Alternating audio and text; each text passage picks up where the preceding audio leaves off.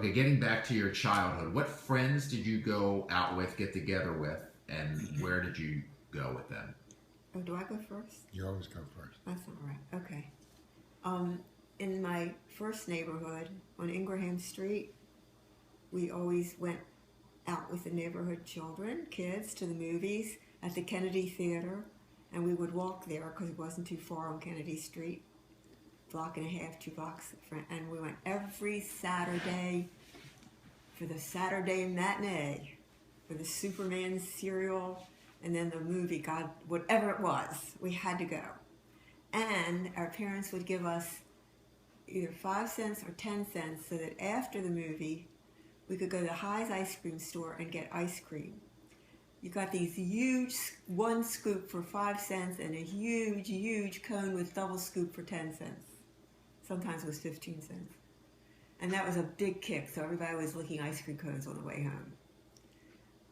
And as I got older, I don't know, went to the movies downtown with some of my couple of girlfriends. I didn't, I was sort of behind. I didn't have that many friends, the ages.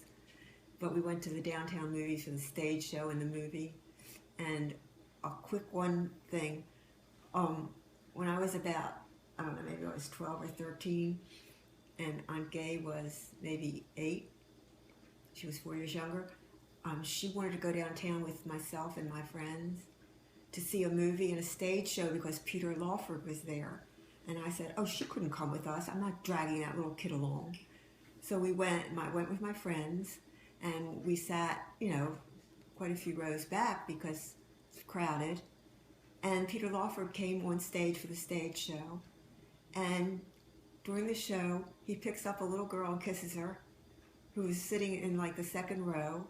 And it was my sister Gay, because she begged my mother to take her down there since her mean old sister Joy wouldn't do it. Well, I screamed, that's my sister! She got to see Peter Lawford. What about, didn't you belong to a pool, community pool? Indian Springs Country Club. So we swam out there every day that we could. And that was fun. That was friends. It was. And any particular friends that you would go by name that you would? Yeah, Lois Bass Hurling, who lives here now. Inga Grody, my very best friend. And Barbara and Stanley Albert, they were twins that we would pick on a lot, but played with them. And Susie Ogans and Rosalind Dector. I mean, we had a bunch of kids. And then I don't know, that was it. My sorority friends, but that was nothing. I bet That's you did. On my street, there was really no one in my exact age, but I had 2 friends.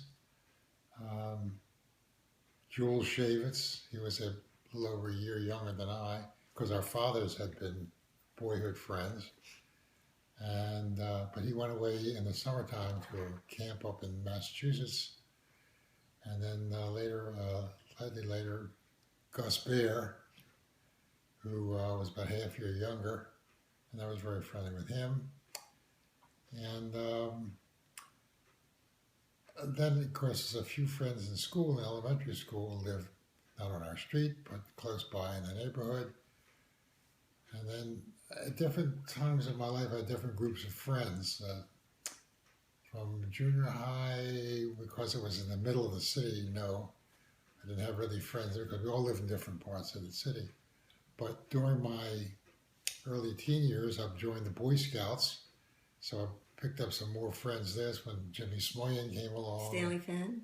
Stanley Penn. He wasn't that friendly with him then, but got to meet some others. And then also during those years, in the summertime, I went to Pleasant Hill Day Camp. So there was another group of friends at that time. Then at age 16, I joined the high school fraternity. OPS was called, and another group of friends.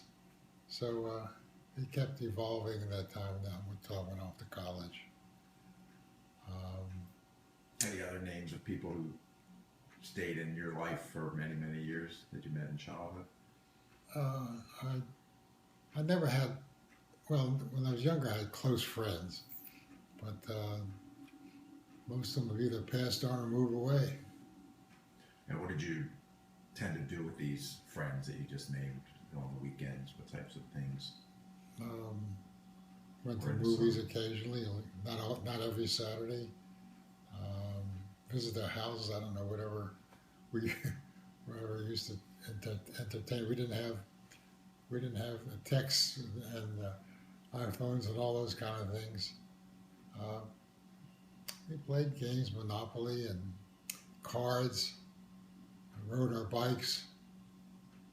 Played little sports. Little this, little that. We kept ourselves entertained. And speaking of entertainment in your childhood years, what were some favorite songs that you can remember that you liked as a kid? Mersey Dotes and Dozy Dotes and Little Lambs Eat Ivy and Hutsut Rawson on Willarah and Brawler Brawler Suet and all the Military all the songs. military songs. You got my thoughts right there.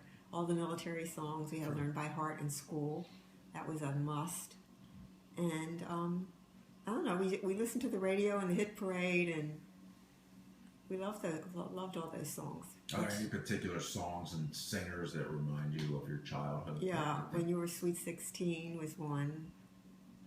Oh God, Any Mona Lisa, Nat King Cole. Okay. I don't know. There were a lot, a whole lot.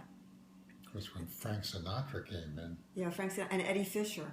yeah, Cousin Cheryl and I would sit around when I'd come to Baltimore, and we would just die over him. Wish You Were Here and Tell Me Why and all his songs. We loved Eddie Fisher. And I went to the Watergate where you could sit in Washington on the Potomac River on the seats. And the Army, he was in the Army at the time. He sang with the Army band, and I got to see Eddie Fisher in person singing. Oh God, it was great. How about you, Dad? Any songs or singers? I wasn't like the girls, but they had a hit parade, which was on the Sundays. When was it? Saturday night, I think. Saturday night, yeah, I think. On the radio? yeah, and they would tell you the most popular songs of the week, etc. Of course, they had the record business came in strong Yeah. from the war. Oh, yeah. The Platters, Yeah. and big thing was to get the latest record. But that was more of the female thing than the male. And of course, in that house, with my mother playing the piano, we played everything. Okay. Any favorite movies from your childhood that you can think of? Gone with the Wind was a big one in my time. I didn't see that for years. Yeah, I saw it when it first came out in Radio City Music Hall in New York, Christmas of 1939. Stood in line for hours to get in there. My mother took me when I was 4 years old to see Snow White and the Seven Dwarfs, and when the witch came on, I screamed. So the usher made her take me home. And then she took me at the age of 4 or 5 to see The Wizard of Oz. And when the doggy went flying through the air, Toto in the hurricane, I screamed so loud, get the doggy, get the doggy. Again, I had to leave the theater. I never saw the movies until I was older. So I can't remember. What about television? Did that play a part in yeah. childhood? And Yeah. what shows Yeah. did you watch or TV stars did you particularly like? Milton Berle. Yeah. Ed Sullivan. We had like the second television set in the neighborhood. So everybody would come to our house because they didn't like the other people so much. And they would come and sit in our house and watch the test pattern. And then there would always be some kind of fight bout, about like a heavyweight fight. And there was one show with a mind reader, magician, and my parents got on the show. They went to the studio and they were on the show, and they picked my mother and asked her what she was thinking. And Gay and Hope and I were home watching the show. We were so excited. There was our mother, and she was thinking about Joy, Gay, and Hope. This was on Washington, D.C. local television. It was the most exciting day. And then I watched baseball and the Washington Caps basketball games. Anything from you? Yeah. Ed Sullivan. Television came in around 1950, 51. We got it 47. Yeah, well, they really started coming. And I was in the service. I was maybe the second time, so I didn't get a chance to watch it much. But we did get one, and we kept it in the basement in the club cellar. My mother would go down and sit there and watch that. Of course, every program you all had to be there when that show was on, so we'd all go down the basement and the club cellar and watch the Milton Berle primarily. I guess. Milton Berle. And Hope was in love with Howdy Doody. The Howdy Doody times. And we always say, oh God, she's got to see Howdy Doody. But she did. And any commercials, jingles that are stuck in your head from radio or television from your childhood? Or any favorite commercials? Coca-Cola is the best or something like that. There's all kinds of commercials. Coca-Cola is a drink that goes down the kitchen sink. Coca-Cola is a stinky drink. That was a real commercial? No. Wow. Okay, now we're going to move to your marriage. Oh my. Tell about your engagement and how did you propose? I had met your mother in May, my mother's birthday, May 29th. May of 1955, the blind date. I had been told to call her, to date her from Leonard Levin, who was one of my contemporaries, married to Joy's cousin. And he had been fixing me up with different girls from time to time.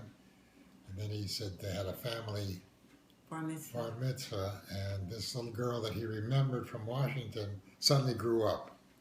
And she was almost graduating from college at the time. So I did, as I did in those days, instead of just calling her in the blue, I wrote her a letter and told her that I would be calling her and who I was, and I was a friend of Leonard's. So I did call her, and we made a date. I understand she had to break a date to go with me. I wrote a letter back to you. Okay. And we went to our first dinner, was on a Sunday afternoon in Washington. And we immediately disagreed a lot of things. But she was a cute gal. And it was a long, what was it? It was a late lunch or early dinner. Yeah. It was Anyway, the place where the guy had a violin, I remember that. Michelle's restaurant. Yeah. He was like a Romanian or something. And I never dated another girl after that. We started going out on the weekends, and I sort of got serious in my mind anyway. And we corresponded a little bit, and I don't remember whether you met my mother, but some of the letters Mom wrote, my mother said, this girl's got something special. Anyway, by December, November, yeah, around Thanksgiving. I took her to the Green Spring Inn here for dinner, dance, whatever it was. And I said to her, I think our parents should meet. After he had 2 drinks. Yeah, right. Right. So that was, in my mind, that was the beginning of a proposal to consider marriage. And Mom will fill you in the rest of it, I don't know. Well, I thought that was very sweet of him, but I thought, what does that mean? So I was staying at my cousin Bootsy Levinson's house up here on Old Court Road. When I got back home, got to her house, I called my father, and I said, honey, what is he talking about? He wants you to meet his parents and all. He said, Joy, he's asking you to marry him. I said, yeah, what? Really? Okay, whatever. I mean, that's great, but I mean, he didn't ask me. Our parents should meet, so they met. And when we engagement, it was Christmas time, wasn't I it? think. In December, yeah. And we were engaged for 6 months. The wedding was set for early June.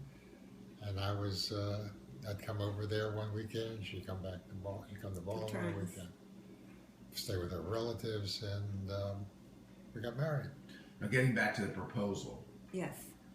So, how long after the dinner did your parents meet, and did you actually ask Well, like, formally? I don't think you ever asked formally, did you? I don't recall. I don't know. I don't know. Our parents met and then started talking about getting my engagement ring, They and met at my house. yeah, Right after the week after the dinner, 2 weeks after a the couple dinner? weeks. And we had dinner at his house. It was very lovely. Everybody got along. And what were they going to do? Fight? They got along fine. And first, I came to dinner at your house, but that Okay. was before you even asked me. And then my parents came, and they all got along famously. And then we started talking about an engagement ring he was going to get from his uncle or cousins in Boston. And that was that. Yeah. And then, when did you get the engagement ring? In When did January. you actually get it? Got in January. So you didn't get the engagement ring until January. Right. But Because he had did to you order it purchase special, Oh, you had to order what it. I wanted instead or whatever. Okay. That was exciting. Then he came to our house and presented it to me in front of my family.